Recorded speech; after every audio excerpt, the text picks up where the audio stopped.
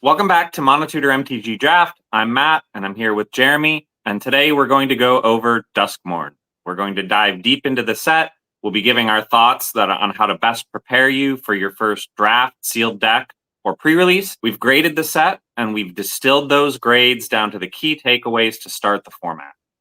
Today we'll be covering color strengths and openness, archetype strength and considerations, top commons of each color, and then the cards where we had some of our biggest differences in terms of grading in a little segment that we're going to call Grading Wars. The other thing that will do is kind of help highlight some of the strategies we're less certain about as we move into this set and some of the considerations that we have. With that, don't forget to like and subscribe, but let's dive into some of the numbers. All right, as Matt said, we graded the set and we graded on a scale from A+ down to F, as you see on the left-hand side here. In order to summarize that information into particular color strength, we had to apply a numeric scale to it, which was as follows. Basically, the logic there was anything D or lower is not really a card we're looking to have any value in any deck. Whereas D+ is the better filler you often will get into a deck. So that's where the count starts at 1, and then it just goes up literally all the way up to A+. When we do that and we group by the colors here, we get the following order. We get green being above white, blue, and red, above black. And in particular, you'll see green is more towards cards on average being around a C+, so nearing that 4, whereas white, blue, and red are closer to the C range, and black is closer to C to almost C- range when we do that kind of summarizing. So this is a good way to give you a view into what the rough color strength is expected to be going into the set. This is dependent on a lot of variables. It's not going to end this way, right? And it's entirely subjective based on our grading. Subjective, yeah. But it is good to help guide you on what colors you should kind of be looking to avoid. This really says, first off, Matt, you are right in the spoiler season of the last episode we just had, that green does look like the strongest color. And it looks like we're still in that season where Wizards has been pushing green because they hadn't for a long time. And so they're trying to kind of overcompensate. And I think we're still in that season here because it looks quite powerful compared to the rest. That said, white, blue, and red look really close. And from what I can see, black looks to be the lowest. Right. Not to say black's unplayable, but it looks absolutely like not. 3 tiers to start here. Yeah. And again, when you look at this, right, A, it's our subjective ratings of the cards. And B, if you look at the strength, it is like a 1 grade difference all between green and black, between like the number 1 and the number 5 here. So it's not to say that there's a huge disparity necessarily. And, there are certainly cards in black that are in the B range, right? I think most of the removal in black, I think both of us rated pretty much in the B range for cards because removal is generally pretty powerful and pretty good. So that's not to say that, black is not playable at all, like you said, but it gives an indication of relative strength. And I do want to add, this is only considering commons and uncommons. So it's all the commons and uncommons. Rares are filtered on out. There will be rares that will cause you to want to go into any one of these colors. But we can't count on rares and limited. So we just counted what matters. And then I wanted to mention openness. Again, we're trying to get into the idea of, okay, how strong is a color versus how many decks does a color feed into, or really cards in a particular color feed into. And so openness is counting the number of decks we feel that card plays into. When there is a card that's like an artifact that goes into all the different decks, obviously it's not accounted for here because there's no colorless section, but we didn't count decks for those kind of cards. And so in general, cards are counted as 1 deck for most of the multicolor cards, and then up to 4 decks for each one of the colors. And you'll see on average, you're typically between having cards in 2 to 3 decks. It kind of helps show how much the colors can bleed into other areas. I was expecting, for instance, black to be the most open color because, as we saw last time in the spoiler episode, black is all control. So if all 4 decks are going to be control, it probably wants a lot of similar cards shared across all 4 decks. Right. And then I was surprised to see, while it's second highest, it's lower than green. And I dug into that, and it makes sense. The different versions of control in black are quite different. There's reanimator control versus sacrifice control, which are two very different kinds of control based decks. You got delirium, which, yes, goes a little bit into the reanimator with some graveyard stuff, but because there are those kinds of differences, it wasn't the most open. Right, absolutely. But there are absolutely, once again, like we kind of said with the relative color rankings, cards in black that absolutely fit into all 4 archetypes. Almost any removal spell is in all 4 archetypes, with black. While these, again, are kind of relative rankings, it absolutely does not mean that there's not a place for, some cards to fit into all of the archetypes. Absolutely. Up next, we want to cover the speed of different archetypes quickly. We covered this in our last episode, going over the spoilers, but we wanted to remind you of how these archetypes are positioned, where we have a few fast decks and the majority of them being medium to slow decks. Again, all black there. This is just good to keep in mind for as we deep dive into each one of the archetypes up next, what they're trying to do. So up first, and we ordered this in ranking of strength, as you'll see on the left-hand side here. Again, we have strength and openness. I think openness matters less at the particular archetype level. It's more about really the strength here. But blue-green Manifest Dread looks very powerful. I have this as the top deck, and its high stat cards will slow down faster decks, and the Manifest Dread synergies can outgrind control. There's just enough going on there that you can really play this whole mid-range game that is both fast or can grind, and really gives you that flexibility. Absolutely, yeah. And I think this is going to be a really strong archetype. For me, one of the reasons this archetype is going to be very strong is it's going to confound your opponents. They're going to have a hard time choosing what to use their removal on. If you've got 3 face down cards, they have no idea what those are. It could be a land, it could be a 7/7 trampler, right? And they're just not going to know. And then there'll be times where you'll leave mana open on your opponent's turn and have a face down blocker up, and your opponent's not going to know what it is. And you can turn it up if they attack. They're going to be attacking in blind. They're going to be, using removal blind. It's going to be very, very hard, I think, for opponents to sort of focus down this deck. Just because if you really build your synergy around Manifest Dread, your opponent they're going to be dreading it. Literally, that's the whole point, right? So I think that's going to make this archetype particularly strong. That, and like you said, just a number of efficient cards, right? So you combine that with the uncertainty that your opponents are going to face. I'm not sure if calling this the best archetype is a hot take or not, because blue-green never is the best archetype in the last decade of all limited sets. So I do think they pushed this one purposely as well, for that same reason they've been pushing green, for example, that we mentioned. But we'll see. It probably won't end up being the very top archetype, but I do think it'll be among the best. Yeah, no, I think it's going to be up there if it's not top. A close second we have at 3.77 strength there is red-green Delirium. It's a Delirium aggro-based deck, so you get your good fast creatures out early, and then it has a lot of options to clear the way. You get your burn spells that can kill the small creatures that are blocking you, and you get green's plethora of artifact and enchantment removal spells to clear the way of bigger creatures. It has also that Delirium mechanic as well that will help you outgrind mid-range decks. You can lean on that for more of your end game to finish things up. It may be a little bit susceptible to big creatures that are not artifacts or enchantments blocking you, but every deck has some weakness. And one of the things that you highlighted in terms of the enchantment and artifact removal is the fact that so much of this set is enchantments, and a full 78 out of the 280 something cards, so a quarter of the set is enchantments. That's nowhere near the number of things that are creatures, right? Half the set is creatures, like 142, I think, cards are creatures. But the fact that enchantment removal can hit so many cards in this set is going to make green a great color. And this goes for really any of the green archetypes, given their ability to remove enchantments. Not exclusively, but almost exclusively, right? Almost all of the enchantment removal is in that color. So for all the reasons that you said, just plus that in terms of the amount of things that you can clear out of the way with red. You got red burn spells for your creatures. You've got enchantment removal for enchantments, some of which are enchantment creatures. With all of that, you can destroy 75% of the set. So in third, we have blue-white Eerie Tempo. It has good small creatures with the Eerie synergies and card draw to give you the boost to outgrind faster decks.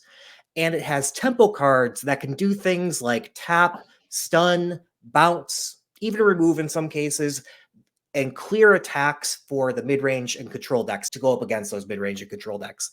So it has all the pieces together in a set to make a pretty good medium fast deck in this set. I think it'll be roughly third in power. right. I think that Eerie is going to be an interesting mechanic.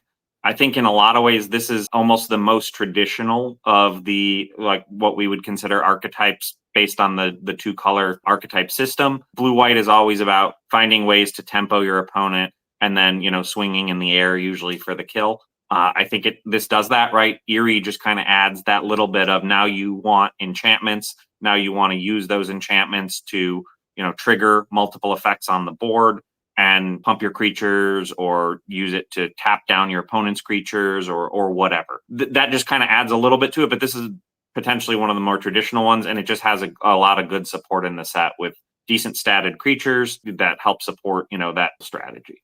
In fourth, we have White-Green Survivor. This deck reminds me a bit of the Frogs deck from Bloomborough in that it is an A+B type of archetype. You need to get your Survivor triggers and your cards that either allow you to attack or allow you to tap your creatures without attacking type of thing to trigger that Survivor. I think this is the deck that has probably the most access to the inherently powerful cards in the set. It can play fast with efficient creatures or slow a Survivor to grind that out, and so it's in that medium slow type of speed. I am a little worried though about the Survivor mechanic in that to get it, you do need to tap your creatures, which leaves you a bit vulnerable. So I'm worried about that, and the fact that you can't attack in with them if you do tap them.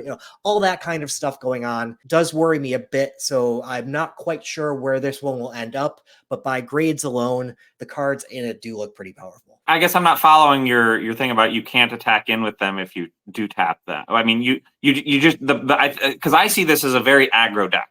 You are playing out your creatures. You are attacking every turn. You're just trying to get enough pass that your Survivor benefits will trigger on your second main phase, and then to me, that's how I see this. So I think you're going to want to that tapping to attack is going to be your preferred means of triggering Survivor in most cases, not all.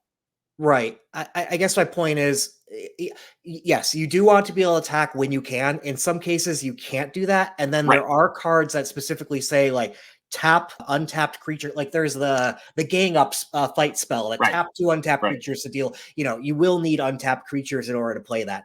That type of stuff going on. So there will be, to some degree, I think, overlap of times you would like to attack with a creature, but cannot to get whatever synergy you want to get. Absolutely. Yeah. And I think that will necessitate the use of certain cards that we'll talk about when we get to some of the individual powerful commons, and even some of our grade differentials, I think, where we have the grade wars. There's a couple that I rated pretty highly because I think they fit in a Survivor deck. But yes, absolutely. You are correct that there are cards that say tap this creature or whatever that don't allow you to attack. It's almost great. It would be great if there was Convoke. If like green white also had Convoke, right? Because then you're getting something for tapping them and the Survivor benefit, but that would probably be a little too powerful. It does, in that there's one card that's a 5-mana card that says you can tap 2 creatures in order to pay for it. Oh, okay. Well, there you go. Yeah, but so it's not a named mechanic, but it still is in effect a mechanic in the set for that. Right, but it'd be great if there were 20 that you could Convoke, right? And in 5th place, we have Black-Red Sacrifice. There's a little bit of a jump down we have in the tier here. I'd say a little bit of a gap between white-green and black-red and lower, but not by too much. There is enough sacrifice support in the set to really support this archetype. Sometimes there's a sacrifice theme that doesn't quite pull together because there's not enough support, because it really does need a lot of support to work. This set seems to support it. That said, sacrifice is an inherently hard synergy to pull off. You are giving up something and sacrificing, right? Like just to get the benefit of something. So there is that little bit of a disclaimer there. This deck is dependent on a few things. It's dependent on your early sack fodder to feed your engine, and dependent on late card draw, I think, to keep the grind going, as this is a medium to slower archetype. But again, there's a lot of support here at the same time. So I would book this in, again, it's roughly mid-tier. It's our level 5 here. And it is one of the decks I'm more excited to play than many of the other decks. Absolutely. Yeah. I think this will be an interesting one. And I have some notes for when we go over specific cards and things like that to maybe dive into some of these. I think, yeah, this is obviously the first deck we've talked about with black in it. So this is, in theory, as we're ranking subjectively here, the most powerful of the black decks, having said before that black is potentially the worst color. It has a lot, like you said, it has a lot of support. I'm interested to see where it goes. I'm interested to play it, especially because I actually didn't get to play a lot of black red in Bloomburrow, even though I really wanted to try lizards and just never really got enough lizards to make it work. In 6th place, we have Boros, the aggro 2 power or less type of mechanic, the fastest of the decks. And really, this is a straightforward deck, likely to perform well early in the format. It's you know what you need to do for the most part. Get out your creatures, attack with them, clear the way, or pump them up with some spells to get through any big defenders. They are susceptible to being stopped by the high toughness creatures. So that's why we kind of have this one in 6th place. I think you will run up against that. But if you can kill them before that or go wide enough, you can still do the job and finish them off. I think this is very similar to Mice in Bloomburrow in terms of the overall strategy. It is the stereotypical white-red strategy. Play a lot of stuff, play it quick, kill your opponent on turn 5. And you're not seeing, I think, anything different here. The difference here is you're caring about creatures having power 2 or less typically. The deck build will be a little bit different, but the strategy is basically, yeah, you want to kill your opponent as quick as you can before they can bring anything powerful online or stop you. And I do think we'll see some cards that help break through board stalls and things like that as well to help this deck finish off the opponent. Absolutely, yeah, and I've got a few to talk about. So. In 7th, we have Delirium Grind, black-green. This is the only slow deck I'm willing to play early in the format. I think we mentioned earlier, it's useful to talk about the types of archetypes you're looking to avoid, right? You don't want to lean into the best archetype. That archetype might not be open to your seat, but you can usually have a pick from amongst several archetypes. And so it's good to know which ones you're kind of looking to avoid. This is not one I'm looking to avoid, as I think this is one of the 2 best control versions in this set. And it is a deck that I'm most likely to want to splash with. And it can grind and relies on Delirium to get its late advantage. There's just a lot of good ways to grind out and then play some big fat creatures at the end to win the game. Absolutely. Yeah. And to your point about splashing, this is the kind of deck where you may want to splash red, right, for some sacrifice. Because sacrifice can feed Delirium. There's white for the reanimator effect, or right. even Absolutely, yeah. No, I was just calling out red because I think it helps feed the primary mechanic of this. But absolutely, there's a number of things that you can do. I agree with you 100% that this is, in my mind, the one I'm most likely to see as a 3-color or a splash. And I think obviously green and the power of green helps enable that. We've also got some, and I don't think we're talking about them, but we do have some decent land help for this, right? Terramorphic Expanse, perfect for this color deck because it gets you a land in graveyard for Delirium, lets you fetch that mountain, lets you fetch that plains, whatever you need, and it helps feed the primary mechanic of the archetype. So, in 8th, we have Room Control with Izzet. Looking over the cards in the set, I wasn't very impressed by rooms at common and uncommon. I do think that this one is reliant on the rare rooms that exist in this archetype. I'm avoiding this day 1, not to say it's probably a playable archetype that will evolve into something that's good to do, like say week 3 of the format. I'm not going to force this until it's clear how you build the deck, and it's just a little too early to say exactly all the pieces that this deck needs, I think. So I'm avoiding this one. To each their own, though. But I do think that the room mechanic, if you get some good rare ones and you build around, potentially even splash in this deck too, you can find a way to get a good room deck. I mean, as a lifelong Izzet stan, I will probably try to avoid it and not avoid it. At some point, I will try it and probably fail with it. But hey, I'll learn from that. So I agree. I think it's going to depend a lot on luck in terms of the rooms that you can get and in terms of the power level of those rooms. Like you said, the rare rooms are really where a lot of it's at. There are a few uncommon ones. I mean, that said, blue and red, I think, do have the greatest number of rooms. So that's, I mean, all the colors, I think, have one or two, but it is primarily in blue and red. And if you splash, it may be for some of those rooms, right? Where, you know, you've got one or two that are really good and you can't pass them up. And maybe that makes the deck. But I think it's going to be hard. It's going to be tough. Ninth on the list, we have blue, black, eerie control. It's reliant on the early high toughness creatures and removal, and reliant on card draw to keep pace. And it also needs finishers to close out the game. So there are a lot of pieces you need for this deck that I think will be a little bit harder to come together. I'm also avoiding this archetype on day one, as it very much is hold off and then finish up the game with something else. And I like to be a little more proactive earlier on the format, but not to say I'm more confident you'll be able to come up with a good version of this deck earlier in the format than the blue-red version in my mind, but I'm still going to avoid this at least on day one. Yeah, I think this has sort of the classic struggle of blue-black a lot of times in limited, which is how do you close out the game? You might be able to get a lot of removal. You might be able to get a lot of bounce. You might be able to get some counters. Like there, you know, you can stall your opponent. But typically in blue black, like this set, is the case here, you have low power, high toughness creatures, which are great blockers, but really, really bad at killing your opponent. You don't really have direct damage as much. And so how do you close out that game? Now, if you get a bomb, you know, black rare that's like a 7/7 flyer or something. I think there's something like that in this set, you know, or mythic. Okay, there you go. There's your potential closer. You can potentially build a decent deck around this. But that's really where I think this suffers, and it suffers the same, I think, fate that a lot of blue-black control does in limited. And last on the list, we have the white-black Reanimator deck. It's an interesting deck. I like the concept of Reanimator. I think this might be one of the more fun decks to play, in all honesty. But if I'm going off of strength, this is reliant on a relatively sparse amount and inefficient ways when you do have it to get big creatures in the graveyard.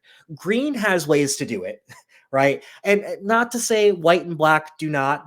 They definitely do, but the ones that I've seen do not look all that impressive. So it's like you're playing some bad cards up front just to get things in the graveyard so that later on by turn 5+ or whatever, you can get out something big and beefy. And you aren't even sure how reliably you'll be able to get that, say, turn 5, like getting all those pieces together. In the meantime, you're basically dying, right? So that's what makes me hesitant, is there doesn't seem to be enough support here to do the thing greatly reliably. I do think I'll play this deck at some point in the format, but day one, I am looking to avoid it. Yeah, and I agree with everything you said here. As I was looking through and grading cards, I was looking at all of the Reanimator cards, and they're all like 4, 5, or more mana, right? And it's, you know, the idea that you want to get something into your graveyard just so you can reanimate it on turn 4 or 5, and even then it may be like a 4/4 or a 5/5. It's like your opponent's just going to be outclassing you most of the time. Now, again, you've got white's removal, which typically like exiles things. You've got black's removal, which destroys things. You might be able to, you know, have enough removal in the deck to pull that off, right? And then survive until turn 5, 6, when you can really start reanimating things from graveyard and making them super good.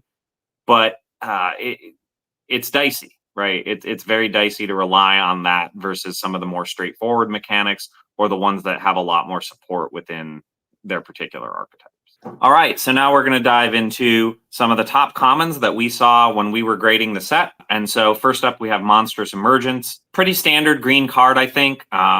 It gives you, you know, a little bit of an option, though, at least. Right. So this is better, I think, than a lot of green removal that we typically see, which is the standard fight or bite. For whatever, you know, toughness you might have on the board. This lets you reveal something from your hand. And if you've got a giant creature in your hand, you can choose to use this early to remove a big threat on the board, even if you haven't played that creature yet. So I think that this moves up there from your typical green fight or bite. The fact that it only costs 2 is also great. It's, the downside is sorcery speed, but gladly pay that for the ability to take something out pretty quick. I also really like that this version of this bite spell allows you to not have to have a creature out to do the thing. And Right. as Oh, such, absolutely. Yeah. it can be removal on turn 2, where That's true. usually this type of spell could not do that. Because Absolutely. it doesn't do Yeah, the you are removal absolutely on it. correct. Yeah. Next up, we have Flesh Burrower, which is 2/2 for 2, Death Touch, which is already great rate right there.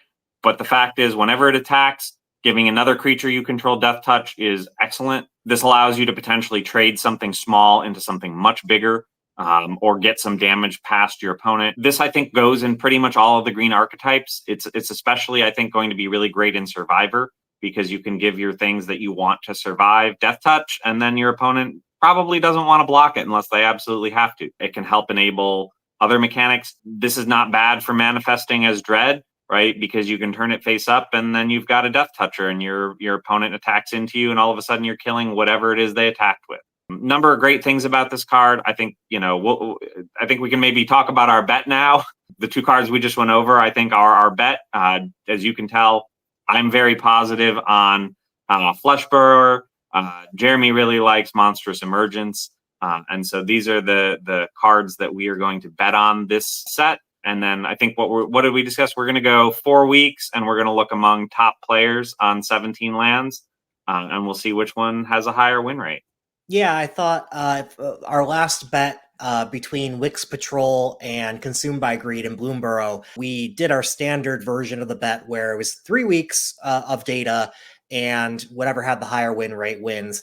And I won that bet, but if we had picked top players, Matt would have won that bet. And so I found that interesting and suggested, why don't we try a top players bet? We might need an extra week of data to make sure, statistical significance and all that. But we're going to, give that a try. 4 weeks, top players, whoever has the higher win rate amongst those top players after 4 weeks wins a play booster of their choice. I have Monstrous Emergence, and Matt has Flesh Burrower.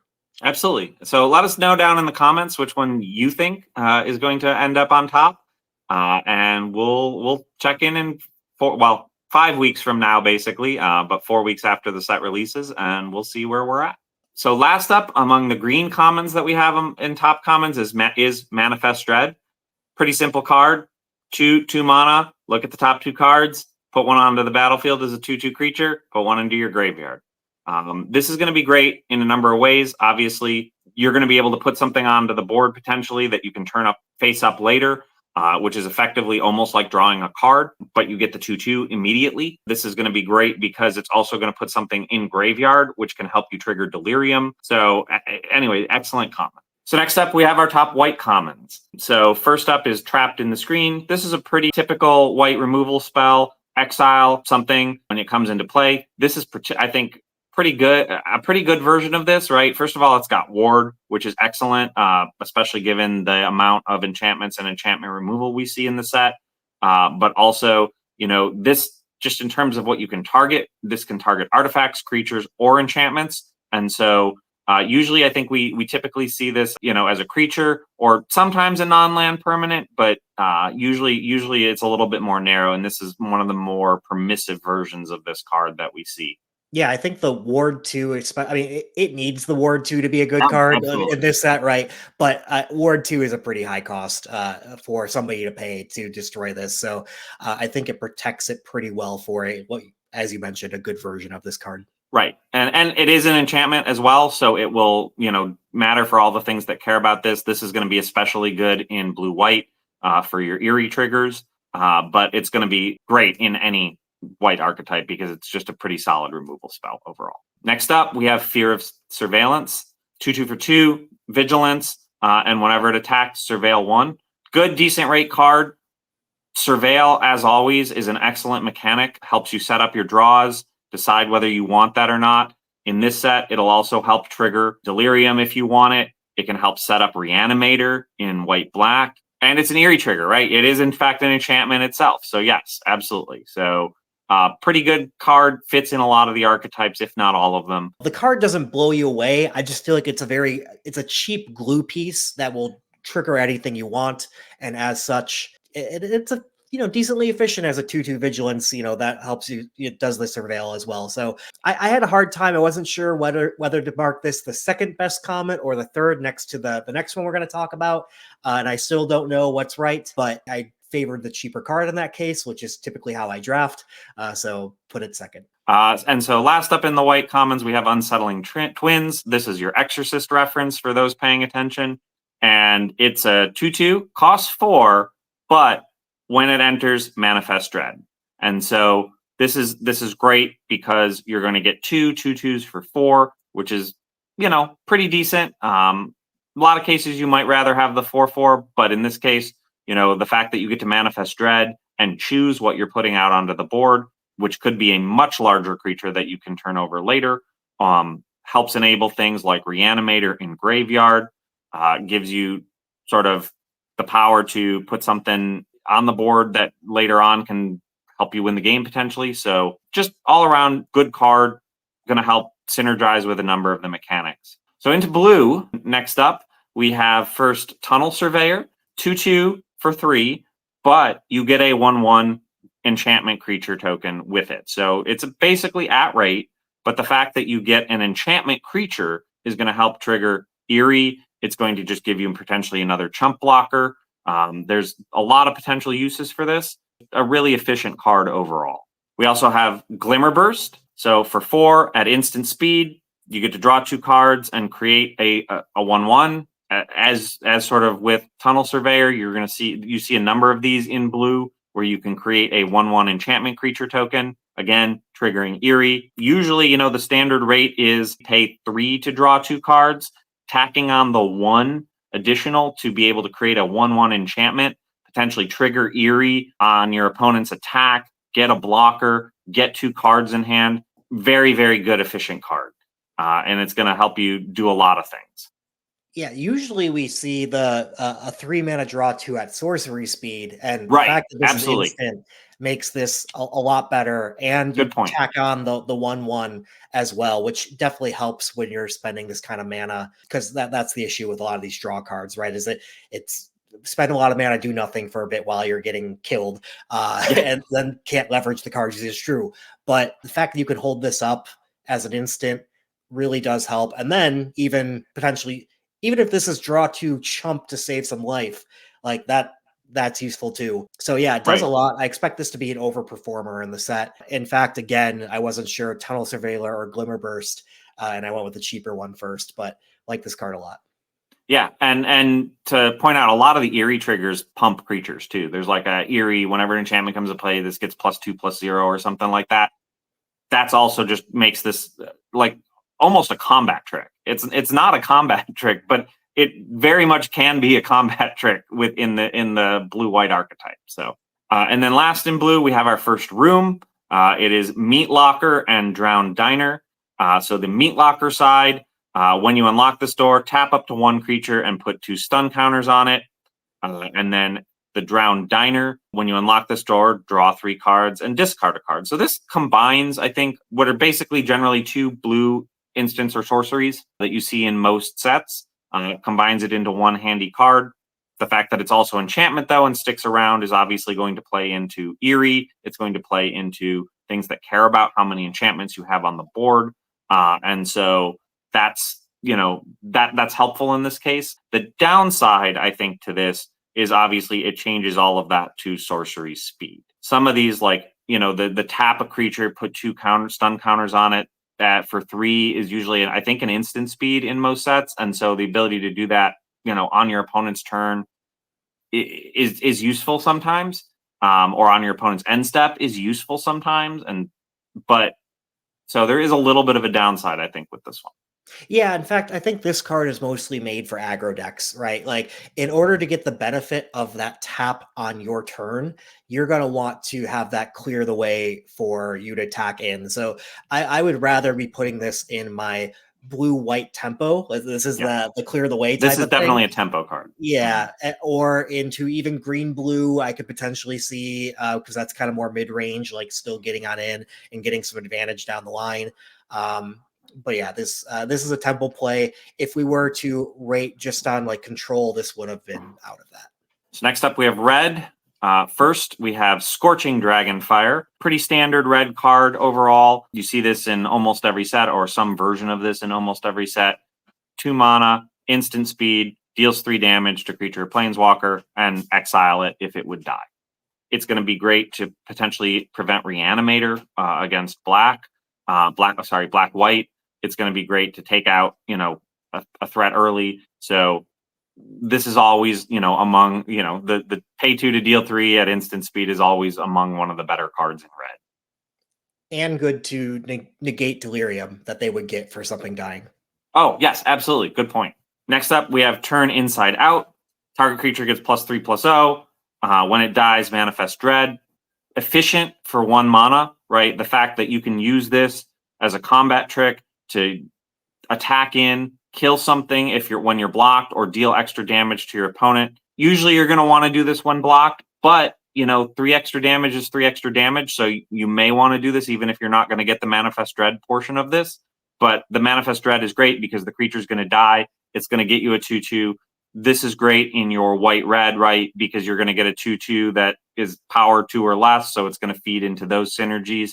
And you're going to probably be able to use this to trade up. It's a little inefficient because it's kind of you're getting 2 for 1 a little bit, but the fact that you're manifesting Dread sort of makes up for that. Yeah, and this kind of card, I like this card quite a bit. So I think it's a high-powered card, but I will mention you don't want too many of these. Right. It's not Absolutely. a replacement for a creature, okay? Just to call that out. But having a couple of these in your deck, very good for a lot of your faster red decks. And then last up, we have Ragged Playmate. Again, 2/2 for 2. It is actually our first artifact, I believe, that we've gone over today, and just allows you to clear the way for one of your attackers. This is going to help you get in with some of the powerful red-white creatures that have effects on attack, right? I believe the Signpost uncommon it's like a 1/3, and every time it attacks, you deal X damage to target opponent and gain X life, where X is the number of creatures you have with power 2 or less. Making that unblockable is excellent. So this is the kind of thing that's going to help enable you to get those attacks in. And then pump it with a Turn Inside Out right after for the game win. Right, absolutely. Yeah, there you go. Yeah. All right, and so last up on our top commons, we have black. So first is Innocuous Rat. 1/1 for 2, not a great rate to start, but when it dies, you get to Manifest Dread. So this is efficient in the sense that it's going to give you a cheap blocker early. It's going to allow you to then turn that into something else later, and then, potentially help feed some of your synergies in black, like Reanimator, putting something into graveyard that you want, putting the land on the battlefield as a 2/2, however you want to do it, can help feed Delirium. This is going to be, I think, useful to sort of get some of those other mechanics rolling. Remember that black is all control as well, and so you don't need the upfront power that you would need on other 2-drops. Having this be a 1/1, this kind of reads as a 2-mana 2/2 as a Manifest Dread that saves you several life and potentially even kills like the 3/1 green card for 2, Wary. The one that surveils, right, when it enters and leaves, things like that. So it gives you quite a bit of what black wants for this card. Next up, we have Winter's Intervention. Deal 2 damage, gain 2 life for 2 at instant speed. Pretty simple. The fact that I don't know exactly how much of the set this hits, but I think there are a fair number of creatures at toughness 2 or less. So this is good in the sense that it's going to help buy time for you, particularly, as we've said, every black deck is a control deck. And so the fact that you're going to be able to gain 2 life off of this, prevent some damage to yourself, is going to help buy time to get some of your mechanics online. Yeah, and for whatever it does hit on the number of creatures, there's also Manifest Dread that this hits. Obviously, you don't want to do that into open mana, like you. Right. Yes. Yes. But still, there's a number of creatures that this will reach with the Manifest Dread mechanic.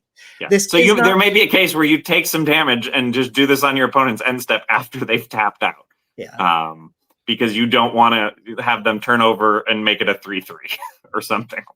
This is not Savor. Like, people are kind of comparing this to Savor. I do think Savor was better for the fact that it gave the food that could be used in other ways. It's true you get your 2 life without having to pay any mana for it, so that's definitely nice. And it's also not -2/-2, which is better than dealing 2 damage because Yes. of the flexibility of killing bigger things on occasion. And evading indestructible. Yeah. But I do think, a lot of people are talking this card down maybe a little too much because it's not Saver. I still think your black decks are going to want this. It does what your black wants to do, slows down your opponent. It's likely to have targets. There's a lot of, 2 toughness is a common thing in Magic, and you're going to want to gain life in black. And then last up, we have Final Vengeance, 1 black as an additional cost, sacrifice a creature enchantment, exile target creature.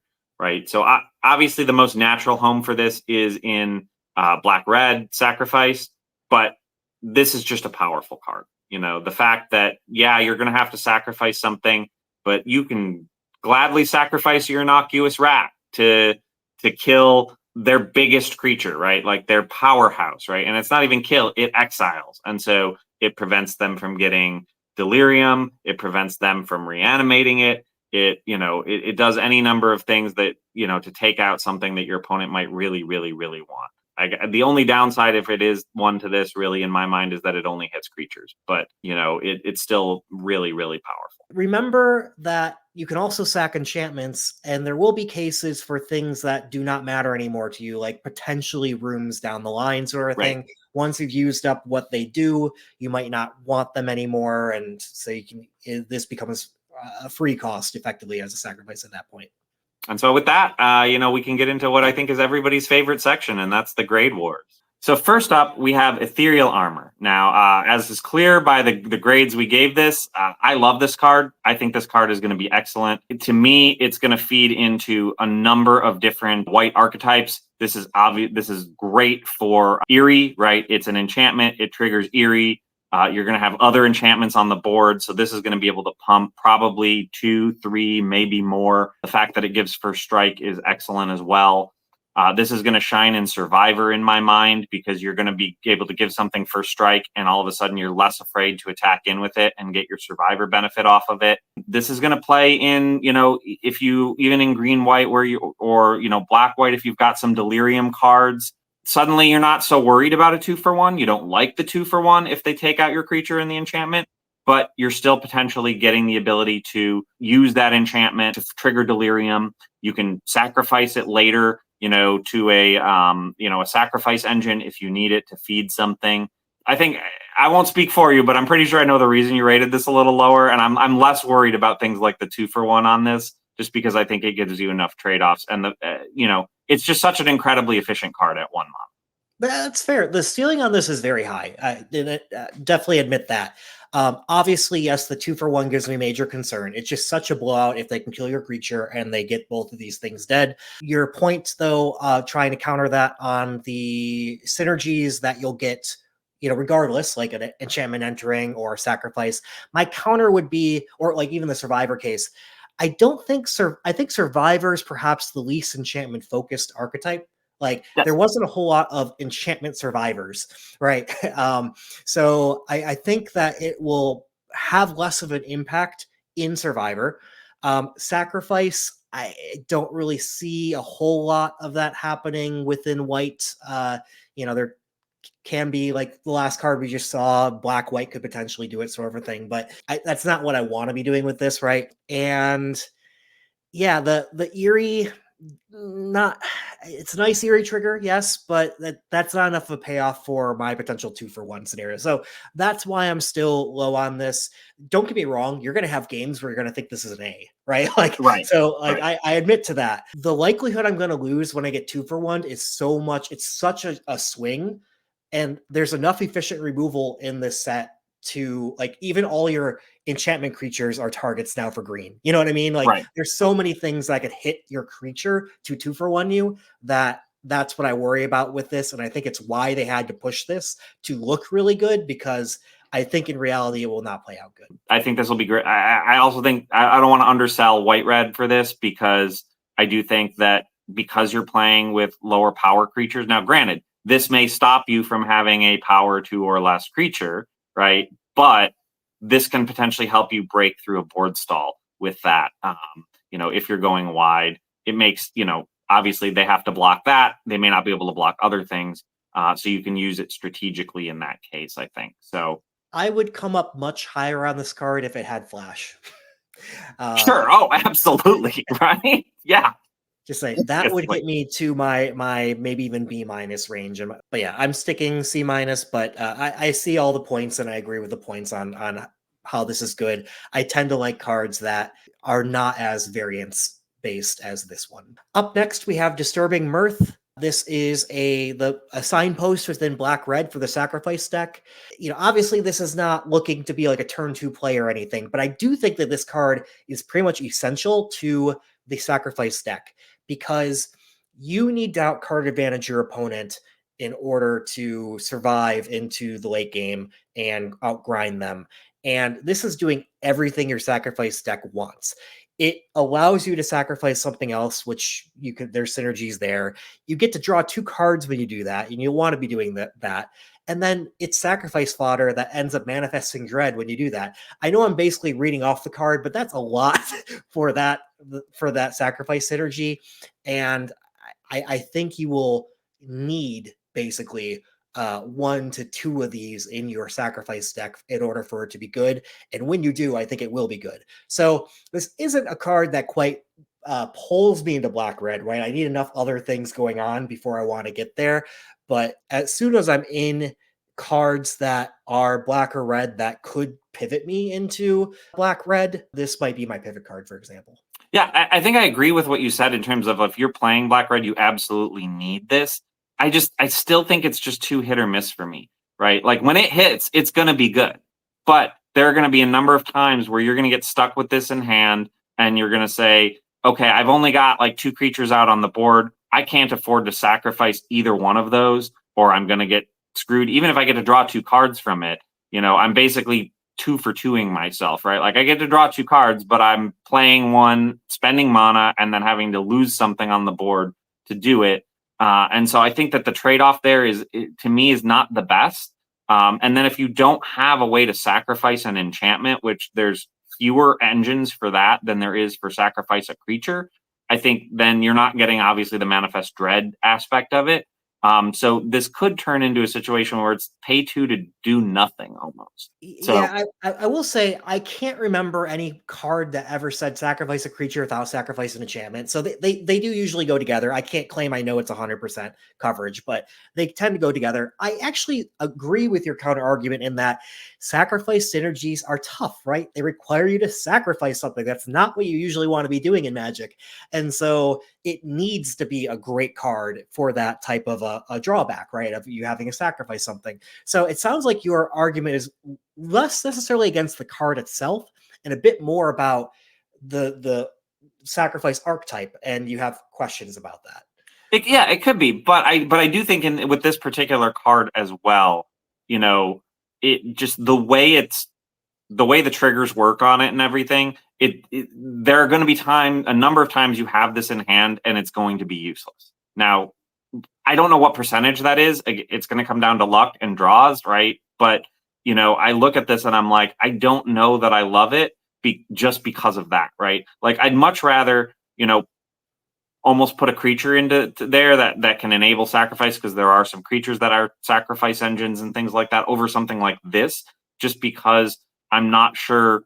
Like that I know at least I'm getting a creature on the board and that creature can do something besides be an engine for my sacrifice, right? That makes sense. I wouldn't be horribly surprised if I circle back and I call what I'm saying now a bad take, right? So I can definitely see myself coming down on this. It really depends on how often can you do the thing. And I'm going to stick with my C+ right now, but I can see myself coming down on this after some experience. Right, and my D+ might be a little harsh. I think the signpost on commons are rarely in the filler range. I just think this, in my mind, this is so hit or miss that I'm like, you are right. I typically 2 mana do nothings are bad cards, no matter how they require other things. I think there's a lot of support in this set for the sacrifice, so that's why I think it is a thing in the set. Yeah. All right, so next up we have Pyroclasm. I have this rated as a Synergy C+. Jeremy has it rated as a Synergy D+. My take on this is the reason it's a Synergy for me, first of all, is you're not playing this in white-red. Yeah. Right? You're obviously not playing this in white-red. But almost any other red archetype, this is a fair game card. And I would argue that I think it's a pretty good card in most of those. Just because I think a lot of the other red decks, particularly the sacrifice deck, particularly red-blue, the rooms version of the deck, are slower decks. And you are going to be scared about aggro.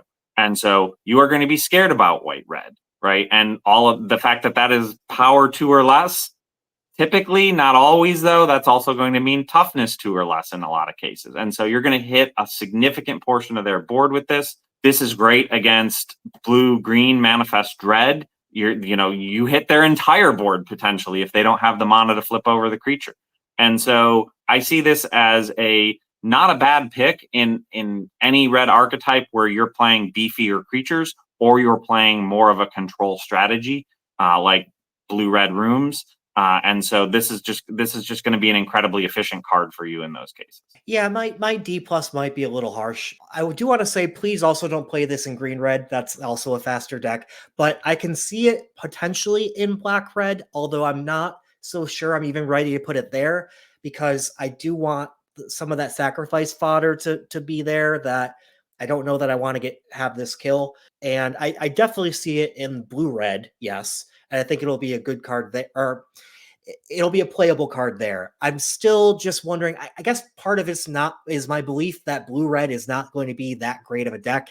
And as such, I'm not so sure how confident I am in this being a good card overall, if that archetype isn't great. We'll see. I do see a place for this deck, or this card, and in my mind, it is in your blue-red. It's in your red-based control decks.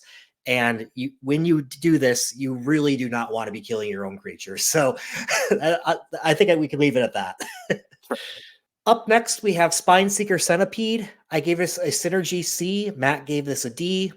I just think that I put Synergy because we want to play this in the black-green decks where Delirium is easier to activate. As a 2/1 fetch a land, it's okay. It's much better than the 1/2 we talked about, the frog from last set, even though that put it onto battlefield tapped. This one, it doesn't put it on the battlefield tapped, but I just having 2 power is much better. But that's not what brings it up to C. And I guess when I'm saying C, I'm not even calling it a C+ or anything. It's not amazing in my mind. But I do think this is a glue card to help get your fixing when you need it for those black-green decks we said are going to want to splash a lot of the time. And those decks should hit Delirium pretty reliably, and when it does, this becomes a 3/3 Vigilance. So you're getting what in my mind is a 3/3 Vigilance fetch a card for 3, even though it does take some setup. I do think that's exactly what this deck wants. Like, I see where you're coming from in terms of the splash, and that would be maybe the one circumstance where I would see this as better than a D, just because it is, it's a creature, it gets out on the board, and it can help you draw that, one mountain you have in the deck, right? So I could see that, maybe making me come up a little bit, but I don't know that I'd come up much just because I don't like, it feels too slow. And yes, black-green is a slower deck, and it feels like kind of a waste of mana. Late game, if you've already got Delirium, okay, yeah, it's a 3/3 Vigilance for 3, which is a pretty good card. But you have to get there. And I know what as I was reading this card, I know what it is that would make me like this card a lot more, is that if it fetched 2 lands, put 1 into hand and 1 into graveyard, that would make this a good card. And not in my mind even an overpowered one, just a good card. Yeah. Because that gets you a land for Delirium right off the bat. I do want to say, for people looking at this card, don't think of this as a turn 3 play, right? This is about being able to get your splash on turns, 5, 6, whatever, and to enable your splash that you want. And hopefully you do have Delirium by then. So I'm not saying it has the flexibility of being a turn 3 play when that makes sense. So that's definitely added value to this. But in general, I'd be looking to play this a bit later. All right, so next up we have our first and I think only room in the Grade Wars, and that is Smoky Lounge and Misty Salon. So I had this at a C plus. Jeremy or Synergy C plus. Jeremy had it as a Synergy D plus. My reason for making this a Synergy C plus is basically this to me is almost the signpost uncommon of the rooms deck. You want this if you're going to do blue red rooms, right? Like the fact that this just enables you to get more rooms going, right? Being able to add, two red right at the beginning of your main phase to unlock more rooms, and then Misty Salon. Whenever you unlock it, you get an XX blue flyer to where X is the number of unlocked doors among rooms you control, right? That's what you're going to want it for, right? You're going to want to play this early, save probably the trigger of Misty Salon till you've played another room or two, then potentially, get a 4/4 flyer for 4, along with some of your other room triggers. Hopefully you're going to have some eerie triggers with this as well. But even, I rate this as a Synergy C plus, but I don't think that the archetype is particularly good. So kind of like, what we were talking about with the sacrifice archetype. But if you are playing that archetype, this is a card you need. Part of what gave me the Synergy D plus as low as it was the 3 mana do nothing part of this, right? It is true getting that 2 mana every turn for your rooms will help you snowball down the line past that. I probably am low on this, but part of me wonders, okay, am I low on it if I'm low on the archetype to begin with, right? Like, so if it's the 3 mana do nothing and the deck doesn't function great, my Synergy D plus might be right. But until I know for a fact that this archetype doesn't work, I will come up on this and call this a Synergy C minus. I came up a whole lot, right? But you convinced me I'm a bit low. I just got to see the deck. That's all. Right. Yeah. I mean, I think this is very similar to, what we talked about with Disturbing Mirth, right? Like we're kind of almost opposites on this. Like, and so it kind of makes me understand your rating on Disturbing Mirth for in terms of like, okay, if you're in the archetype, you absolutely need this card, right? And that's how I felt when I looked at it. I was like, this is the signpost uncommon basically for that archetype. And yeah, you need it really to make it work. So next up, we have Savior of the Small, 3/4 for 4. So a little bit below rate. Survival at the beginning of your second main phase. Basically, if it's alive and tapped, you get to return a creature with mana value 3 or less from graveyard to hand. I really like this because I think this card plays really well with the survival mechanic, right? In order to get your survival triggers, you're going to need to attack. Sometimes when you attack, you're going to lose those creatures. This guy helps make up for it because you put him on the board. He's got 4 toughness, so he's kind of hard to kill, not super hard to kill, but at least harder to kill. So you're less worried about the attack with him. And he kind of dares your opponent to have to block him because if they don't, you're just going to keep bringing creatures back. And so that's one of the reasons I like him. It lets some of your other survival creatures go through probably because your opponent's going to prioritize blocking this, which can cause, your survival triggers to happen. If you can get this with you give this Death Touch with the 2/2 green Death Toucher that gives another creature Death Touch. That's just like a cherry on top. But I think this is, generally a pretty good card for the survival deck. I can see this card playing out all over the grade scale. So this was just a hard one to judge for me. But what landed me at D plus is keeping in mind that you want to ask for more of your 4 mana spells. And you typically want them to have some enter the battlefield effect or something that happens more immediately.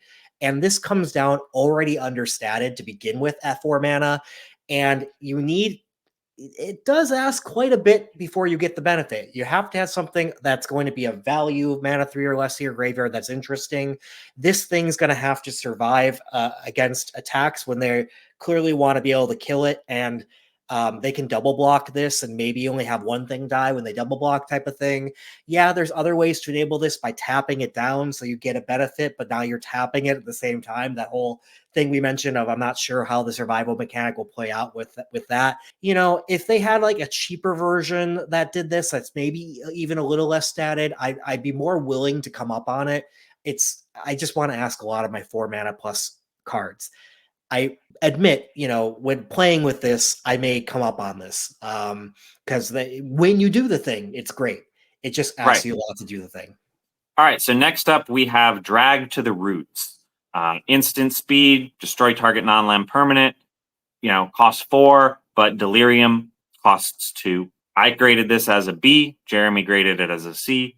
So, I mean, I just love the fact that it targets basically anything on the board. The fact that it requires Delirium to be a little bit more efficient doesn't bother me at all. I'm happy to pay 4 mana to kill anything. I'm happier to pay 2 mana to kill anything. But the fact that it's instant speed allows you to, hold it in reserve as needed. You're not going to want to play this most of the time on turn 4 and have to save your entire mana base. But, on the occasion you do need to do it, you need to do it. And then later in the game, it's probably only going to cost you 2, depending on what's going on.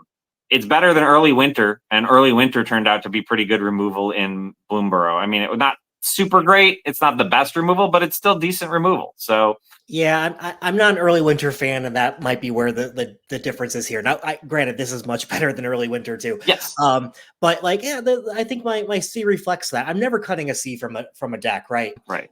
When you have Delirium, this thing is good. When you don't, it's not that great. It's not horrible. Like it's serviceable.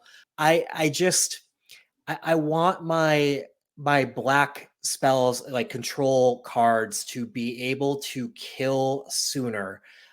For instance, I would rather have, there's plenty of 3 mana destroy target creature cards out there. Right, murder. I mean, murder's in this set, so yeah, I would rather take that than this. I want the reliable, cheaper, and be able to act earlier than potentially having to wait till turn 4 to kill something. Now, again, it's a fine card. I like it, just not quite B. And so last up in our grade wars today, we have Fear of the Dark. I graded this as a C+. Jeremy graded it as a D+. 5 mana, 5/5 at rate.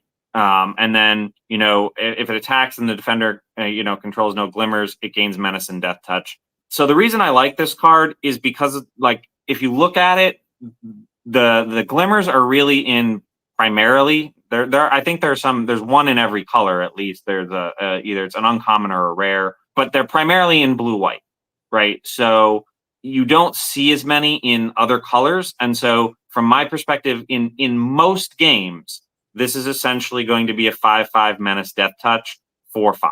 That I really like. I think that makes it a good card. It's a good finisher. It's going to be hard to kill.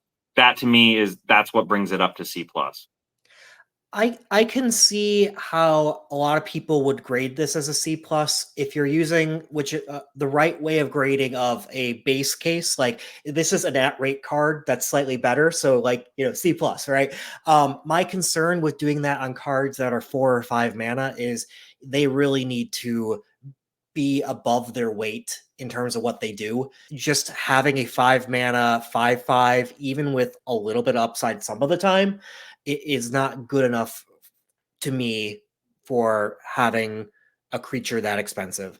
I'm looking for my 5 mana slot to have some enter the battlefield effect, have something to help me run away with the game besides menace death touch. I think what really does go for this card is it's an enchantment creature. Right. Yeah, I was just going to say that. I was like, is that not your bonus, your cherry on top for your creature there? I can come up to a C-. So those are our thoughts on how to best prepare you for your first draft, sealed deck, or pre-release. As a summary of it all, remember, it looks like green is perhaps the best color. White, blue, and red are all fairly tied in the middle, with black being potentially the worst.